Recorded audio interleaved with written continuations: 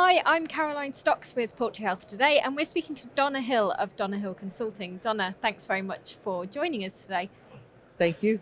We're talking about chick quality, but specifically in antibiotic-free systems. So when does good chick quality start? Does it with the incubation process? Actually, it starts when the egg is put into the incubator, the first moments of that. So it starts and it continues for greater than 21 days. And so you basically have to control your incubation environment to have good chick quality. Incubation, I like to think of it as an energy equation. The better job you do with the environment, just like in a broiler house, the more developed the chick is going to be when he hatches. So how do you actually optimize the incubation process? Well, you have equipment in the United States is mostly multi-stage, and there is single stage incubation out there, and the single stage is more geared to the embryo itself than the multi-stage is. So for the multi-stage, you're basically cold in the first week, and so that's delaying your development. Whereas in the single stage, you're warm and humid, and you're getting the development in the first week. So it's the first week that sets the stage for everything else that's built on top of it, including the organ systems and the intestinal tract and the immune system. So looking into that in a bit more detail then, what specifically happens if the incubation period isn't optimized? The embryo is just like the birds on the farm are. They're going to sacrifice growth for survival. So you get this incubation is a growth equation. The better job you do with incubation, the better developed the embryo is at harvest. So the more you provide the environment, the more he devotes the resources from the egg into making a chick. And you get this developmental slowdown. And as the chicks are hatching, there's a high stress period. And the more they need oxygen, the less the shell is conductive of oxygen. So they go into an anaerobic metabolism. And it's just like a runner that hits a wall. They hatch, they may live, but they're going to die out in the field. They're going to be susceptible to anything such as bacterial challenge. So what impact does it have in terms of productivity? Are they slower growing as well as more susceptible to disease? Yeah, the 1 week mortality will go up, and you will see in the NAE system, which the antibiotics used to prop these chicks up. Now they're not there. So you see more bacteria in these chicks in the first week. A lot of what I'm seeing now, it's the bacteria even into the second week. And with NAE, you want to really get these good quality chicks so that they don't have these problems. Okay. In terms of them producers, how would they be able to tell whether they've got problems with that incubation process? Well, we do what we call breakouts on the residue from the after hatch, all the eggs that didn't hatch. You can basically use size to determine if it's an incubator or a hatchery issue.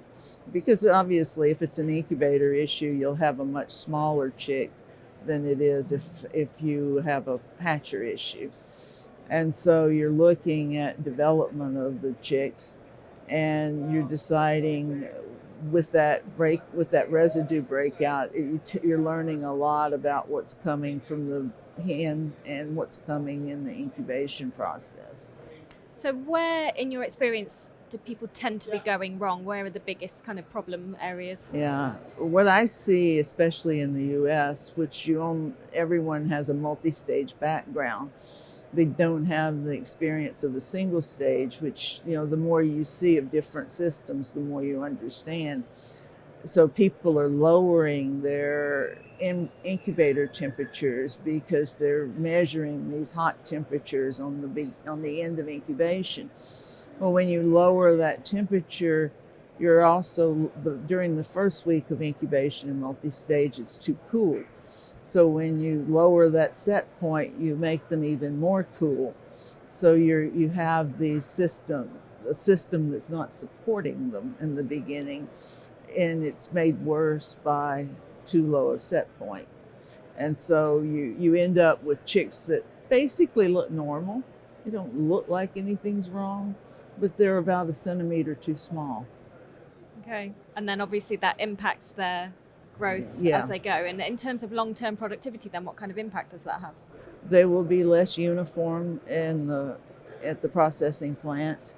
They'll be slower to develop an immune system. It will affect their breast meat yield because the number of cells that are in the embryo or all in the breast muscle are all the cells it will ever have. So you're sacrificing growth for survival. You'll start to see that the heart is affected. You can see more of what's called ascites because they're using the glycogen stores from the heart basically to survive because they've utilized all of them readily available in the yolk. How does genetics play a role in all of this? Genetics are probably the biggest player that we have because as we select for breast meat yield, the embryo is producing more heat. So we've gone from say 0.1 watts per embryo to 0.4 watts per embryo. So instead of seeing 99 to 100 degree embryo temperature, you have everything from 97 to 104. So, and there's another factor that genetics is driving the incubation process because the conductance is decreased. And as the conductance decreases, there's less oxygen is brought into the embryo on the shell. And that means that with the overheated temperature, with the hot temperatures, they have higher metabolism, which means that they need more oxygen. But now the shell is limiting their oxygen.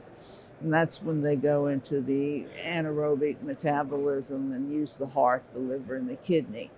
So you hatch a chick that just is very weak, just like a runner hitting a wall.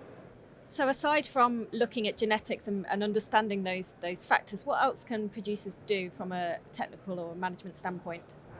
They can not set floor eggs. And that's a very difficult one for the industry because the floor eggs, all it takes is one to contaminate the whole egg mass. So looking beyond the incubation process, how do you ensure that the early days of a chick's life set it in good stead for a productive life? One of the most important things is to basically maintain the body temperature of the chick to the optimum 104 to 105 degrees Fahrenheit. And the floor in the brooding house is very key.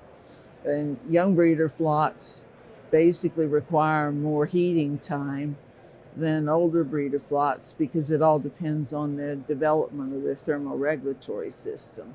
The more poorly developed chick you put into a house from, say, incubation problems, the more you have to prop that chick up in the house by increasing the floor temperature.